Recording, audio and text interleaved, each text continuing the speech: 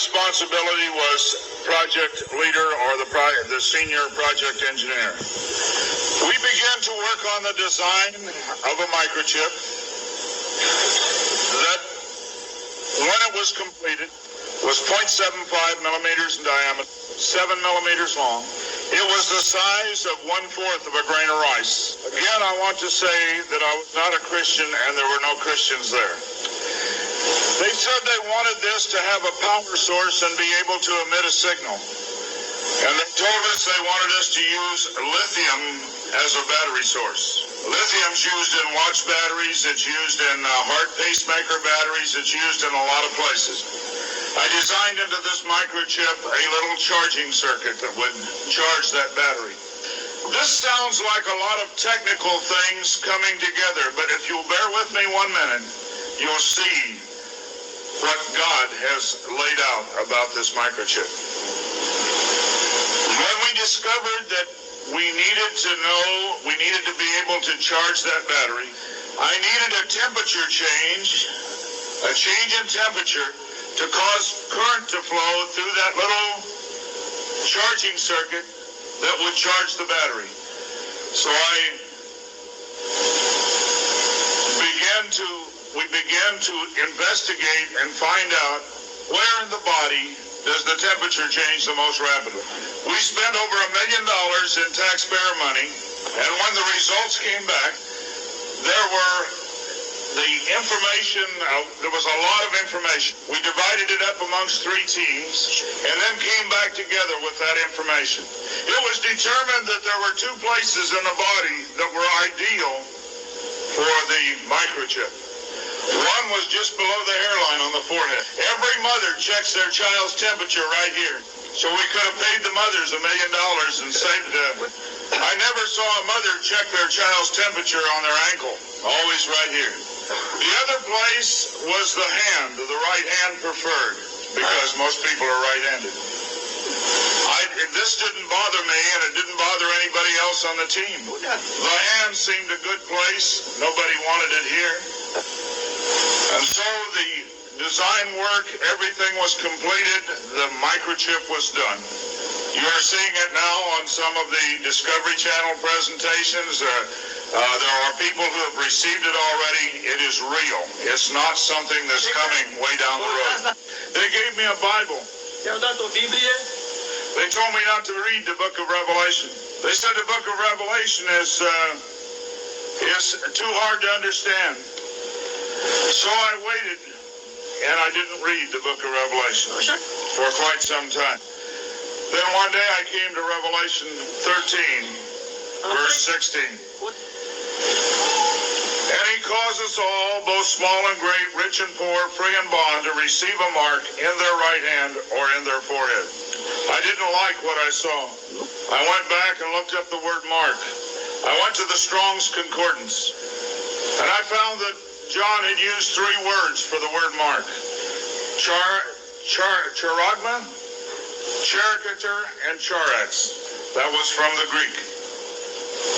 I looked at those words. They talked about a scratch or an etching. They talked about a lot of things. And I said, God, this isn't it. We didn't do it. He said, go to the word for 666. The word is chixastigma. In the Greek, it says to go to 4742 as a cross. The last half of the word chixastigma. And when I looked at what it says stizo, i.e. to stick, to prick, a mark incised or punched into for recognition of ownership. I thought about the little injection tool. The end of it is called an incisor.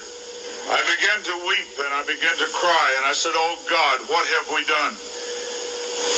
I couldn't believe that this lined up with what we had developed, and I began to run from God. I didn't run away from the church, I ran into the church. I tried to do as many things as I could to atone for this. But I want to tell you something, as God is my witness here tonight, this got in the way. Money got in the way. I had beautiful homes overlooking the lake. I had all the things that I wanted, and I ran because of the money. My ability to go and get $250,000 in research money took me away from telling the message. I ran for many years. What I want to tell you is that this is real. The microchip implant is real. Credit cards are failing. They can be counterfeited. The new smart card can be counterfeited. They can be stolen. They can be lost. All kinds of things can happen to a card. But you cannot lose your hand. Very quickly, they're going to move to this being in the hand. And I tell you, as a Christian, you cannot take this. No matter what anybody says, God's word says you cannot take it. No matter what they try to talk you into, God's word says don't take it.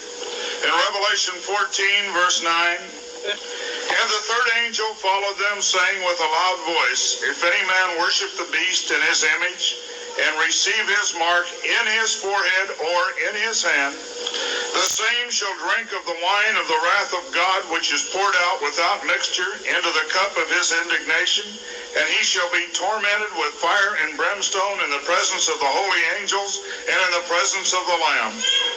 And the smoke of their torment ascendeth up forever and ever, and they have no rest day nor night, who worship the beast in his image, and whosoever receiveth the mark of his name. Here is the patience of the saints. Here are they that keep the commandments of God and the faith of Jesus.